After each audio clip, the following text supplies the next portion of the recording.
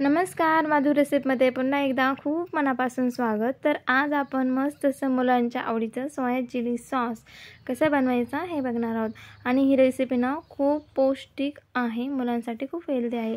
चला मग पटकन रेसिपीला सुरुवात करूया। तर इथं ना आपल्याला सगळ्यात आधी सोयाबीन भिजत घालायची। तर त्यासाठी आपल्याला पाणी चांगलं गरम करून घ्यायचं आणि या गरम पाण्यामध्ये आपल्याला अर्धा चमचा मीठ घालायचं, म्हणजे सोयाबीन छान लागते।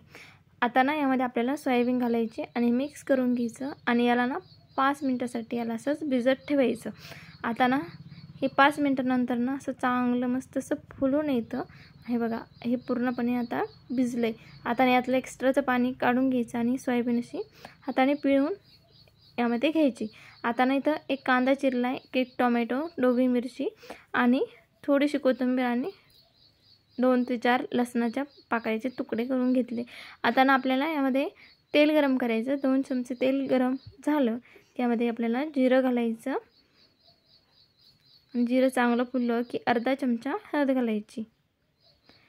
आता ना यामध्ये आपल्याला कोथिंबीर घालायची आणि बारीक कट केलेला लसूण यामध्ये घालायचा।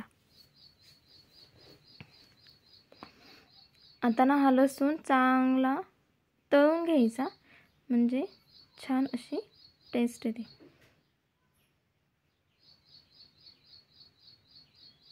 आता आपण मुलांसाठी बनवतो त्यामुळे खूप सारे मसाले यामध्ये ॲड करायची गरज नाही। अगदी साध्या पद्धतीने आपण हे तयार करू शकतो आणि खायलाही खूप छान लागतं। आता एक बारीक कट केलेला कांदा यामध्ये घातला की याला ना चांगला असा परतून घ्यायचा। आता इथं कांदाही चांगला परतला गेला आहे।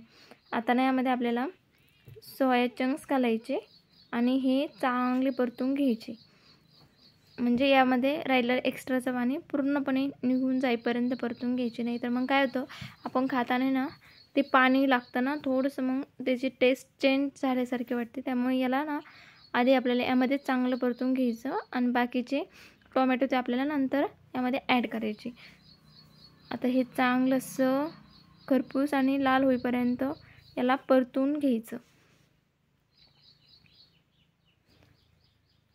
आता हे चांगलं परतलं गेलं आहे की अर्धा चमचा धने पावडर घालायची, अर्धा चमचा लाल तिखट घालायचं आणि याला परत एकदा मिक्स करून घ्यायचं।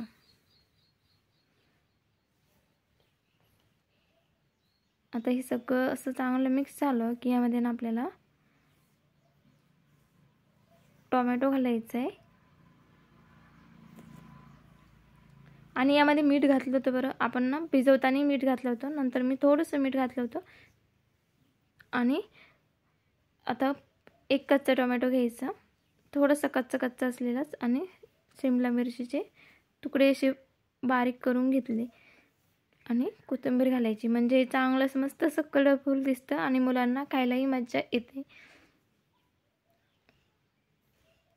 आता इथं आपलं सगळे सोया चंक्स चांगले बनवून तयार झाले। आता ना आपण सर्व करायला घेऊया। आता यावरती ना मस्त असे थोडेसे टोमॅटोचे तुकडे आणि शिमला मिरची घालायची, कोथिंबीर घालायची आणि आपल्याला असं सॉस याची प्लेटिंग बनवून घ्यायची। तसंच वरतून मी असं चिता यायचा टोमॅटो केचप घालते। सॉसचं आणि सोयाबीनचं खूप मस्त असं कॉम्बिनेशन लागतं।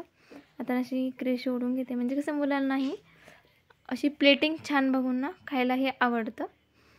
जे पदार्थ आवडत नसतील ना ते असे थोडंसं हटके पद्धतीने बनवून द्या, मुलं खूप आवडीने खातात। आता ना मस्त असं एक सोया चंक्स घ्यायचा आणि सॉसमध्ये बुडवून खायचा।